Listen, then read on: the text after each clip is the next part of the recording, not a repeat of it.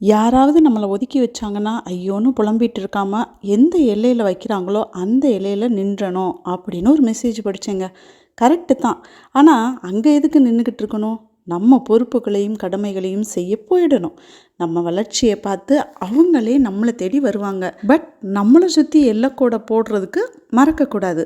ஏன்னா ஒரு தடவை அனுபவிச்சா தாங்க அது பேர் அனுபவம். திரும்ப திரும்ப அடி வாங்கினா சிம்ப்ளி வேஸ்ட், நோ வேர்ட்ஸுங்க.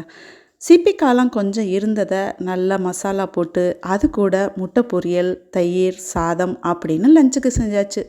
காலையில் இந்த ஹெல்தியான ட்ரை ஃப்ரூட்ஸ், நட்ஸு, வாழைப்பழம் எல்லாம் போட்டு ஒரு ஸ்மூதி செஞ்சு ஜாலியாக சமைச்சு ஹாப்பியாக சாப்பிடலாம். வண்டியை கடிச்சியா? எதுக்கு இப்போ வந்து ஒட்டி நிற்கிற? நல்லா புரியுது, திட்டுறாங்க அப்படின்னு புரியுது உனக்கு. வாழை ஆட்டிக்கிட்டு நல்லா ஒட்டி வந்துக்கிறது ஐஸ் வைக்கிறதுக்கு.